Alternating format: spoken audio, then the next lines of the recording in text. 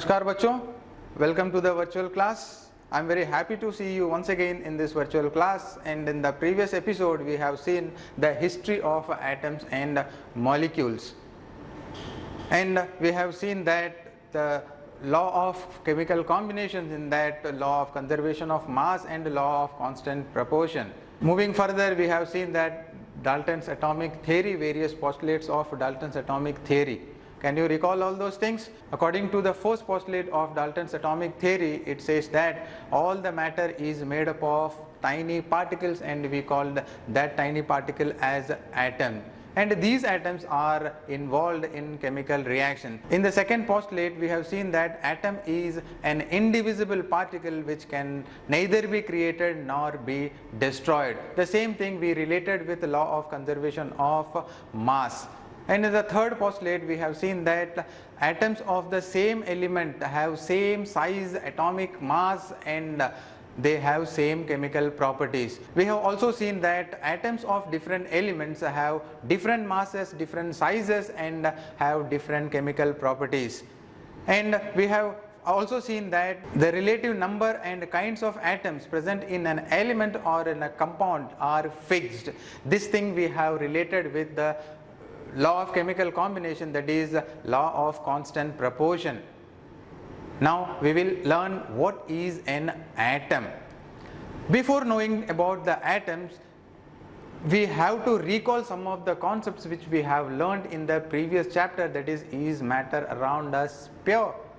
So it was a question mark for us, and we found out that the matter which is available in the universe may be broadly classified into two categories. So here is the matter, and this matter can be classified broadly into two categories. One is the mixture and another one is the pure substance. Element is a pure substance which is made up of only one type of particles. That means the entire element will be composed of only one kind of particle.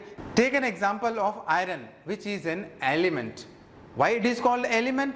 Because all the particles, the so-called atoms, are iron atoms. So iron is an element which is made up of the atoms of iron.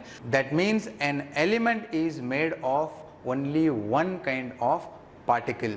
So we learned that atom is the smallest particle of an element. Now to understand the atom, we take an example here. Look at here, a mason is building a wall. When these walls are combined, we get a room, and several rooms make a building. So the building block of a huge building will be the brick what the mason has been using. The structural unit of the entire building is a brick. Likewise, when we take an example of the matter, the building block of all the matters that exist in the universe is atom.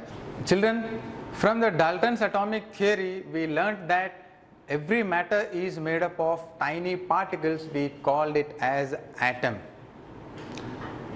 Now we should have a feel about the atom, how big the atom is or how small the atom is. It is very interesting to see from the video that the size of the atom is so small that even with a high power microscope we cannot see the structure of an atom.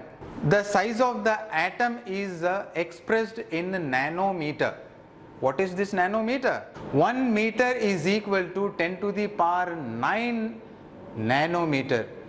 That means 1 nanometer, if expressed in meter, then 10 to the power minus 9 meter. 10 to the power 9 meter means the value you can see here 0.00. These many zeros, such a small thing is the atom. Studying about such a smallest thing is very, very difficult. Now you may be asking that the size of the atom is so small and even we cannot see with our naked eye or with the help of high power microscope, then why should we study about atoms? Children, as we know that the matter exists in the universe are made of atoms, or we can say that the building block of all the matter is atom. So studying about atom is so important. Now the size of the atom is measured in nanometer. Among the available elements in the nature, hydrogen is the only element which have the smallest sized atom. So the atom of hydrogen element is so small, that is 0.37 nanometer. Its atomic radius is about 0.37 nanometer. Then if you have a feel about 0.37, beyond our imagination, such a small is the atomic size. From the Dalton's atomic theory, we learned that what is an atom, the smallest particle of an element, and what are the behavior of an atom. Children, Dalton was the first scientist who was very interested to give symbols to the elements. He used to give the symbols. See here, these are the modern day symbols of different elements proposed by John Dalton. Now we will see how the symbols of different elements are represented. According to J.J. Bergelius, he proposed that the symbol of the elements may be the English alphabets from the name of the elements. Take an example here, the hydrogen, oxygen, carbon, nitrogen. These are the elements, and the first letter is being used to represent as a symbol for these elements. Now look at another set of elements, calcium, neon, argon. So these are the elements which have the symbols with two letters. To represent these symbols, they used first letter and second letter as the symbol for these elements. Similarly, look at here magnesium. The symbol of magnesium is Mg. Here you can see that the first letter is M and the third letter is used. So for deriving the symbol of magnesium element, the first letter and the third letter is being used for the symbol. Similarly, you can see chlorine. Chlorine is the element with the symbol Cl. Here also you can see the first letter and the third letter is being used for representing the symbol of chlorine. So there are many elements for which the symbol is written by using the first and third letter of the element. Dear children, there are few elements which are derived from the Latin names or Greek names. Sodium is the name of the element expressed in English, whereas the same element has Latin name, that is natrium. Similarly, potassium, you see here, potassium is the name of the element expressed in English, whereas the same element is actually derived from Latin name. So the original name of potassium is kalium, and the symbol for this element is derived from the Latin name.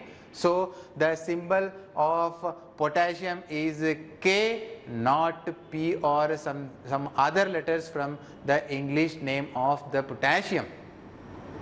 Similarly, some other elements are given in the table, the English name and the Latin name, and you can find here that the symbols are originally derived from the Latin names, not from the English names.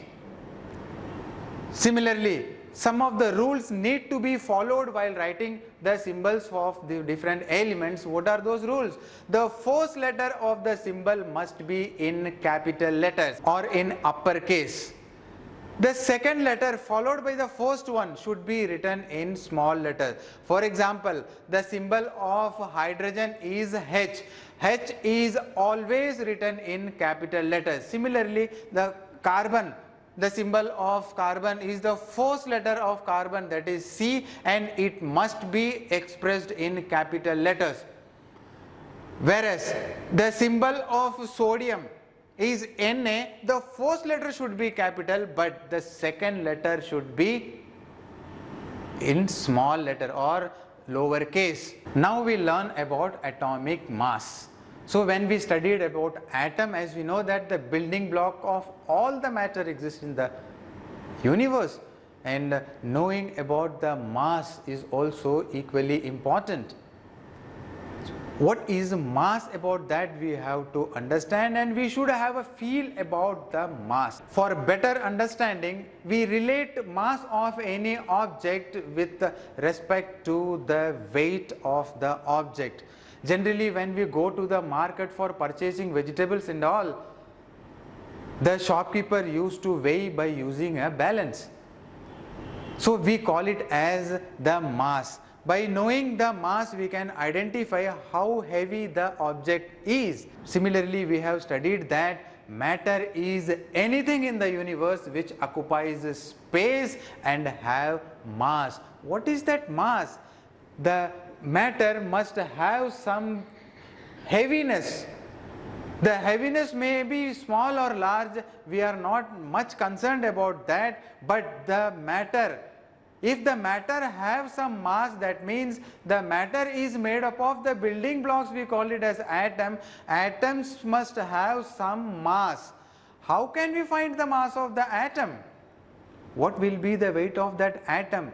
How heavy the atom will be if we think beyond our imagination? As we know that the size of the atom is very, very small, that we cannot see even with the high power microscope, then how can we weigh such a smaller one? If you keep a small piece of paper on your palm, you will not have even the feel of the paper. Though you can see the size of the paper, but you are not having feel about the paper, then how can you feel about the weight of a single atom which we cannot see? Very interesting, right? Children, actual mass of the atom or the element is very, very small. And if you know about the mass of hydrogen, you can see here it is about 1.673 into 10 to the power minus 24 gram. If I expand this figure, you will get 0.000, this figure you can see here. And in the universe, we are dealing with the mass of the matter, and if you do the calculation process by using this figure, it is very, very complicated one. It is very difficult for us to understand the chemical reactions if we follow the numerical value, such a large and complicated values. So in order to simplify this figure, some of the relevant units the scientists were searching about, and accordingly some units were found out.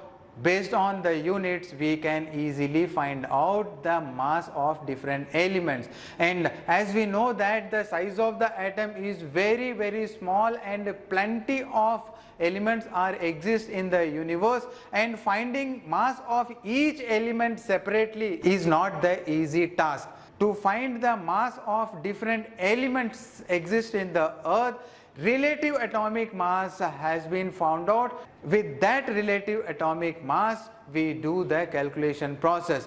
Now we will see how the relative atomic mass of different elements are found. Children, to understand the concept of atomic mass, in your textbook a watermelon has been taken, in which a watermelon is cut into 12 equal units. The fruit seller used to find the mass of other fruits with reference to the unit of each watermelon pieces. Similar arrangement is done to find the relative atomic mass of different elements. How it is done, about that we will see. It was found by experiment that the mass of carbon atom was found to be 1.9926 into 10 to the power minus 23, as you can see here. And it was found that the carbon 12 atom can be equally divided into 12 units. And each unit, when divided with the value of the mass of carbon atom, each unit of carbon atom was found to be 1.6605 into 10 to the power minus 24 grams. Knowing this information, the mass of other elements were found. Now we learn how this unit could be used to find the relative atomic mass of other elements.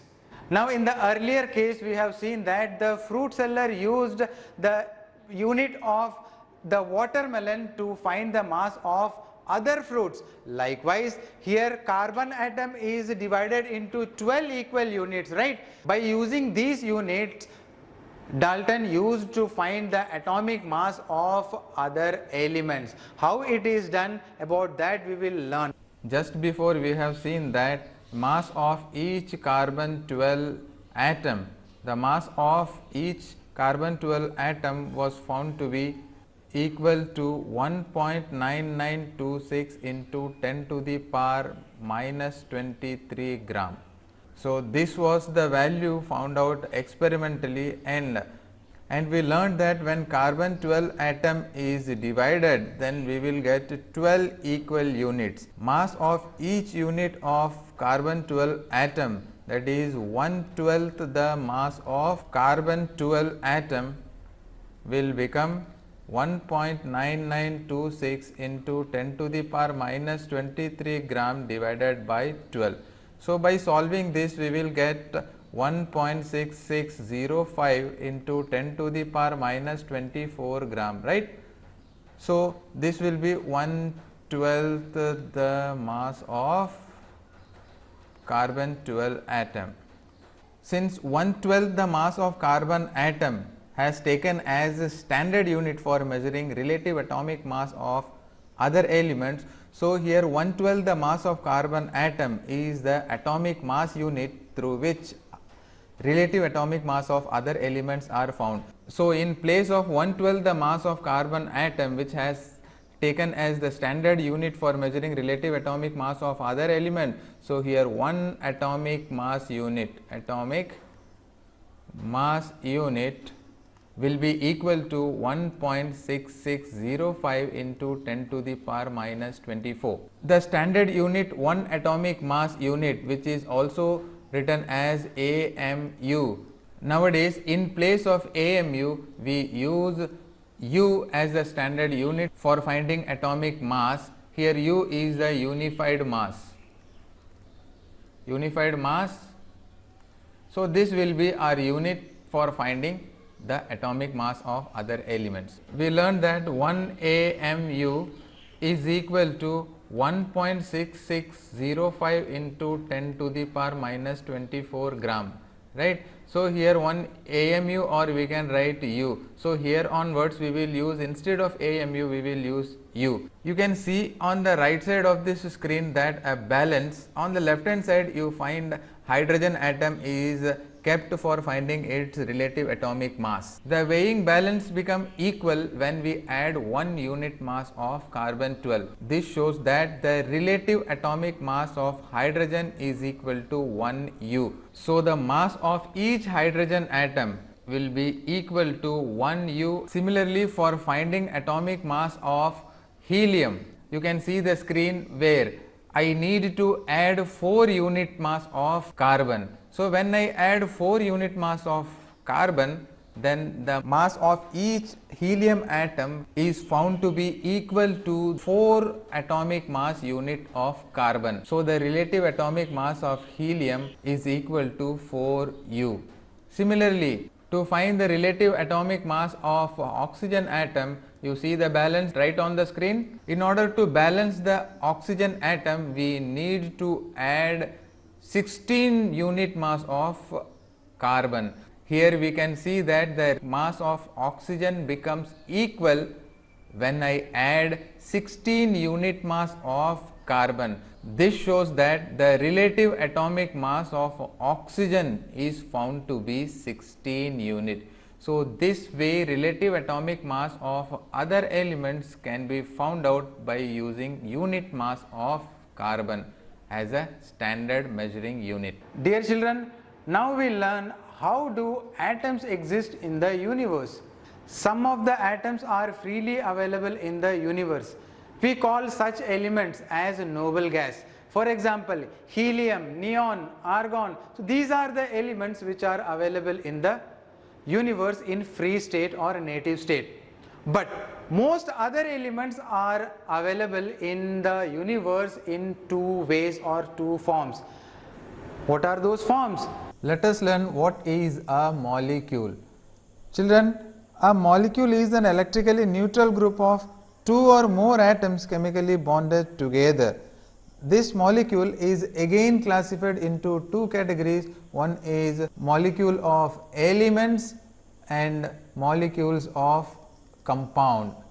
Now let us see what is a molecule of elements. As we know that all the atoms cannot exist in the universe in free state. Apart from noble gases, other atoms cannot exist freely in nature.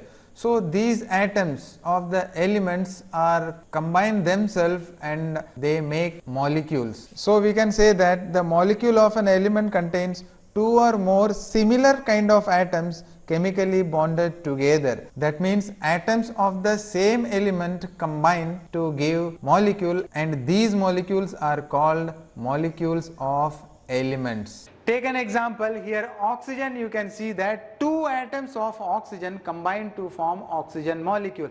Here you see one oxygen atom and another oxygen atom combines, and finally you get a molecule. We write it as O2. Similarly, hydrogen, you see here one hydrogen, two hydrogen atoms are combined to form a hydrogen molecule. This way the gases, most of the gases are available in the form of molecule. We call these molecules are formed by the combination of atoms. Here you can find that same atoms are combined to form molecules. So we can say that the molecules are formed by atoms. So the molecule so formed is called molecules of elements. Compound is formed by combination of two or more different atoms in a fixed ratio. Take an example here, carbon dioxide. Here you can see two different atoms are combined.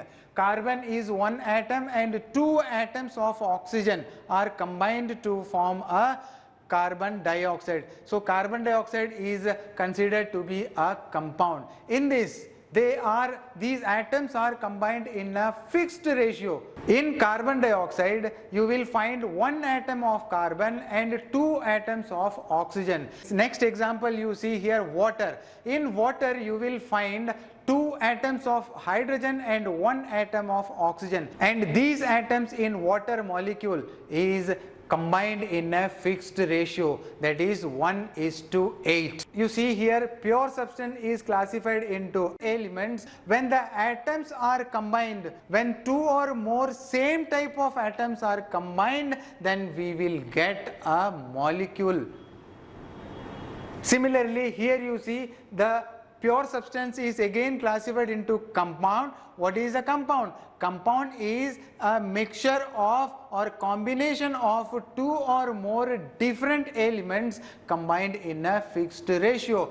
So carbon dioxide, water, these are the examples of compound. The smallest particle of compound is called a molecule, and here in this case we have seen that atoms of same elements when combined, also we will get a molecule. So molecule can be exist in two different ways. One is when two or more same atoms are combined, we call it as molecule, and another molecule is the smallest particle of a compound is also an example of molecule. So you should not get confused between the molecules of elements and molecules of compound. Now we see about atomicity. Atomicity is the number of atoms present in a molecule is known as atomicity. The number of atoms present in one molecule of an element is called its atomicity. When we talk about molecules, previously we have learnt that the molecules are of two types, molecules of elements and molecules of compound. Here in this section we will see the atomicity of molecules of elements. Based on the number of elements combined to form a molecule, the atomicity may be classified into different categories. Since the atomicity plays a very important role to express the molecules of elements correctly. Now firstly we will see the monoatomic molecules. We know that atomicity is the number of atoms present in one molecule. Monoatomic molecule means the molecule which contain only one atom. Examples of monoatomic molecule are helium, neon, argon. So He is the symbol of helium. I will write helium here. So all these elements are monoatomic molecule. Children, note here that the symbol of helium is written as He. Similarly, the molecule of helium has also been written He. So the helium atom and the helium molecule both will have same symbol or same formula, we can say. Apart from noble gases, metals such as sodium, the symbol of sodium is Na, the symbol of magnesium is Mg. All these elements are monoatomic, and similarly some of the non-metals such as carbon is monoatomic. Children, see here the metals which are solid in nature and the non-metals which exist in solid, all are monoatomic. So the formula of monoatomic molecule can be written just its symbol. Now we see second type of molecules of elements, that is diatomic molecules. Look at these examples. You can see that oxygen, 2 atoms of oxygen is there in oxygen molecule. In hydrogen there are 2 hydrogen atoms, in nitrogen there are 2 nitrogen atoms. So here the atomicity of oxygen molecule, hydrogen molecule and nitrogen molecule are 2. So these are called diatomic molecules. The molecules of elements which have atomicity of 2, then those molecules are called diatomic molecule. Similarly, some other examples also we can take. Fluorine is a diatomic molecule, chlorine is another diatomic molecule. So these are the examples of diatomic molecule. To find whether a molecule is a diatomic or not, just you count the number of atoms present in the molecule. Here in all the cases you can find that the total number of atoms present in the molecule is 2. So these are the examples of diatomic molecules. So whenever oxygen, and these molecules are always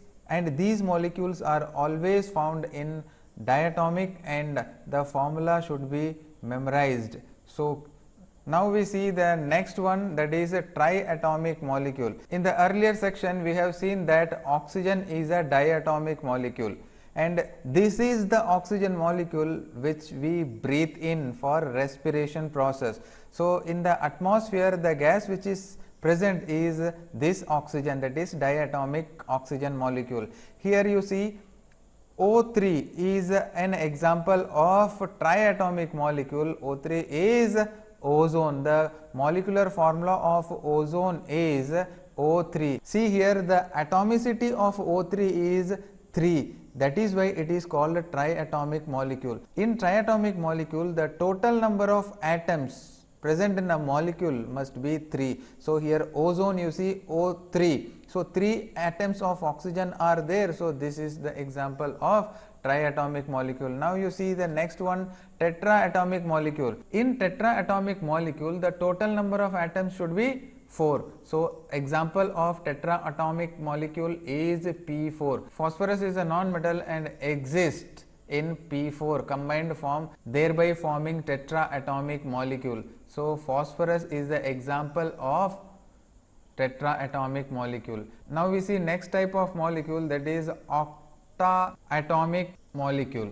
Sulfur forms S8. Sulfur has 8 atoms in its molecule. So 8 is octa. Here octa means 8 number. When the atomicity is 8, then the molecule will be called octaatomic. Mostly we use monoatomic and diatomic molecules. The triatomic molecule, tetraatomic and octaatomic molecule are also known as Polyatomic molecule. The molecule which have the atomicity 3 or more than 3, we can call such molecules as polyatomic molecule. Now we will see atomicity of molecules of compound. So we take an example here, carbon dioxide. So here in carbon dioxide you will find that one atom of carbon and two atoms of oxygen. So the total number of atoms present in carbon dioxide is 3. So the atomicity of carbon dioxide is 3. Likewise, you can find atomicity of various other compounds or molecules by counting the number of atoms present in a compound or a molecule. So based on today's learning experience, I would like to give some easy home assignments which you can practice at home. Here is your home assignment.